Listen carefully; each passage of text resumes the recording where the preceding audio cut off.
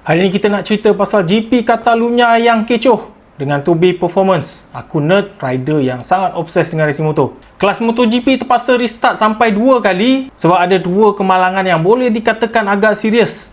Crash yang pertama berpunca daripada masalah teknikal RC16 Pedro Acosta. Mati tiba-tiba, Alex Marquez tak sempat elak langsung. Dia terbabas pergi ke tepi litar dan dia punya motor tersangkut dekat gravel trap, menyebabkan dia dengan motor dia dua-duanya melambung. GP26 Alex Marquez betul-betul jahanam teruk. Alex Marquez pun menerima kecederaan yang agak parah juga. Sebenarnya hampir kesemua jentera KTM mengalami masalah yang lebih kurang sama. Pat Binder awal-awal lagi jentera dia mati masa race nak start. Dan beberapa lap sebelum Pedro Acosta alami nasib yang sama, Enea Bastianini pun alami masalah yang sama. Motor dia tiba-tiba mati tengah-tengah race.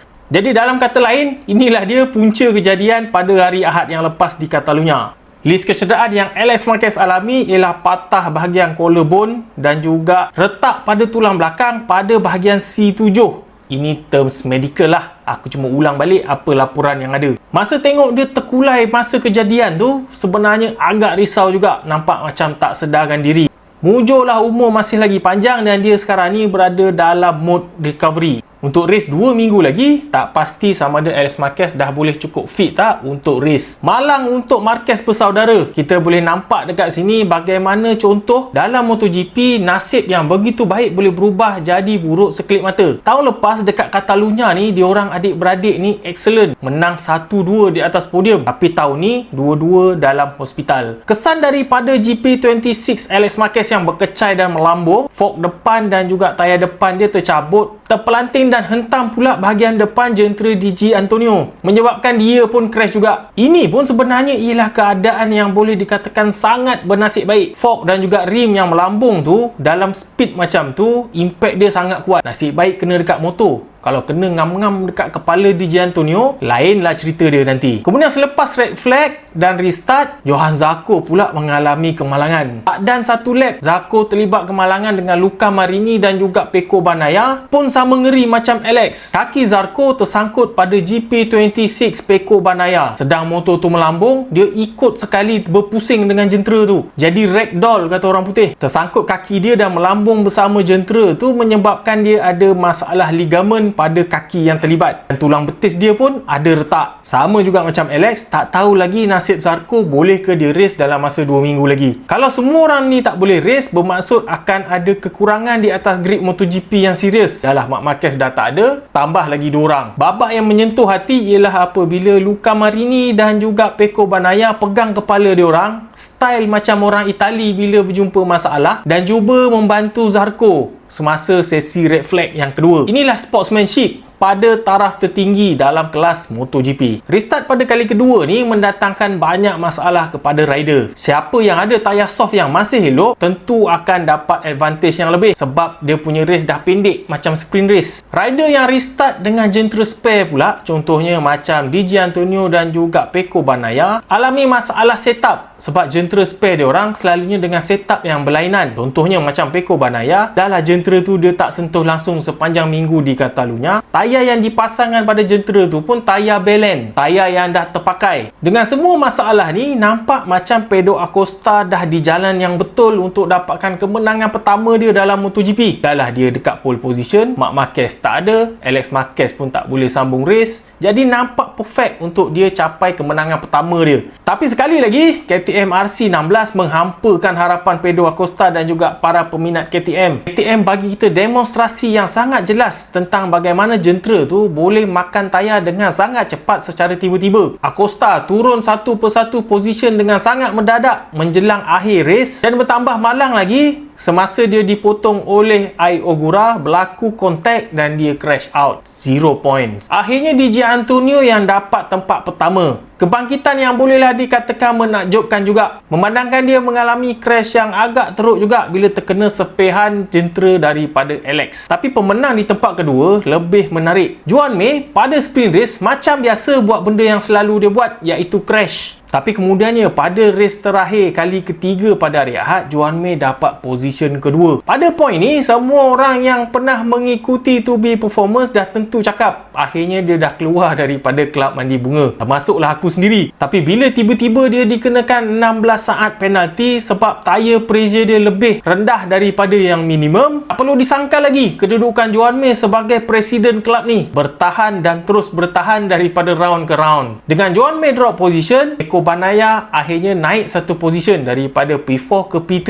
sekaligus dapatkan podium pertama Ducati Factory untuk musim ni. Betapa pasukan Ducati Factory ni berada pada titik terendah diorang. Kena keadaan macam ni, kena rider kena penalti, kena tak ada rider yang lebih laju macam Alex Marquez dekat depan, barulah dapat podium akhirnya. Minggu ni juga ialah minggu yang tak berapa memberangsangkan untuk Aprilia. Martin contohnya, pada race yang lepas dapat 2 P1 berturut-turut pada sprint race dan juga race utama, dengan Marco Bezzecchi tak jauh daripada dia. Tapi untuk kali ni, Jorge Martin crash pada kedua-dua race untuk kutip kosong mata. Walaupun race hari Ahad dia bangun untuk sambung race, tapi dia keluar daripada kedudukan kutipan mata. Sekali imbas nampak macam salah Raul Fernandez yang selak dia daripada dalam. Tapi Raul Fernandez kemudiannya cakap ada data yang support sebenarnya yang buat salah ialah Jorge Martin. Dia break terlampau awal dan bila nampak orang boleh potong, dia lepaskan balik break dan dia terus pancung. Straight aja Raul Fernandez bagi. Dan dengan Jorge Martin yang tak nak komen pasal kejadian tu, nampak macam benda yang betul. Martin cuma bagi statement minta maaf kepada media sebab dia kata dia tak sepatutnya berperangai macam tu masa balik dalam pit. Hari kejadian, dia nampak footage dia kembali dalam pit dalam keadaan yang marah, yang mana ada kru yang cuba pujuk dia pun kena marah tak pasal-pasal. Secara datanya pun menunjukkan yang Jorge Martin ada problem riding di Catalunya untuk tahun ni. Sepanjang tempoh daripada free practice sampailah race terakhir di Catalunya, dia crash sebanyak 5 kali total. Tak cukup agaknya 5 kali crash,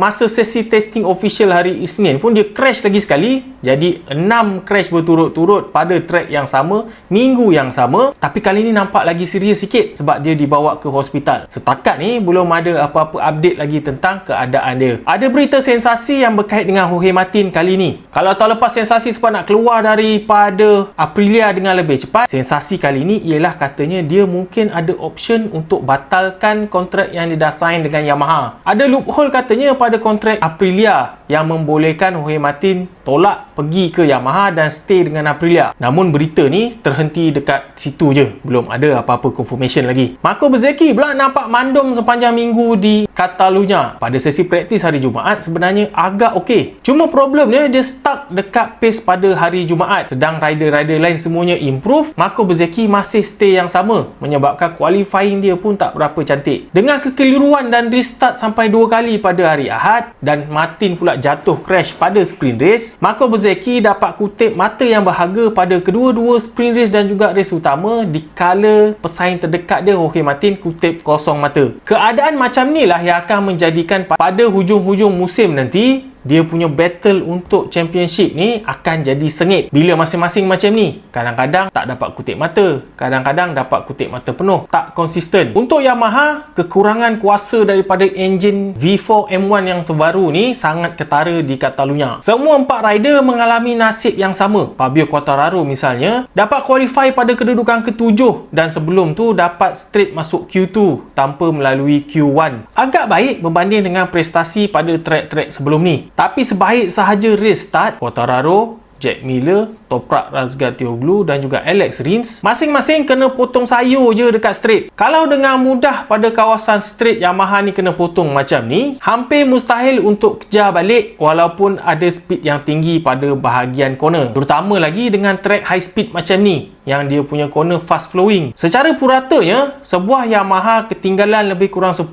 km sejam daripada pesaing-pesaingnya. Terdesaknya Yamaha untuk cuba dapatkan balik front end feel yang sama macam inline 4 dulu. Sejak Le Mans, kalau kita perasan, Fabio Quartararo telah mula menggunakan aero bahagian depan sama seperti inline 4, iaitu sayap yang mempunyai 3 lapisan berbentuk macam winglet F1 di bahagian depan. Selain Quartararo, Razgatlioglu juga menggunakan option yang sama, winglet daripada tahun lepas yang digunakan pada jentera inline 4. Dalam kata lainnya, diorang mungkin ambil satu step ke belakang untuk daripada segi aerodinamik untuk dapatkan balik feel yang ada pada jentera M1 yang yang lama. Secara overallnya, mungkin Yamaha ada improvement daripada segi keseluruhannya sebab Quartararo dapat qualify pada kedudukan ke-7 dicampur dengan bakat dan juga talent yang dia ada sekarang ni. Tapi secara overallnya, Yamaha masih lagi mempunyai masalah yang besar bila enjin dia kurang power. Sebab dalam race, bila dipotong pada bahagian straight, dekat corner dah tak boleh potong balik. Susah, tersangkut, dan apabila lap demi lap berlaku, makin lama makin jauh. Itulah dia cerita di Catalunya tentang MotoGP. Race-nya nampak agak baik, ada battle yang seronok untuk kita tengok, cuma ia dicemari oleh red flag sampai 2 kali. Seterusnya kita cerita pasal Hakim Danish nanti. MotoGP boleh ditonton dengan apps Sport TV Now.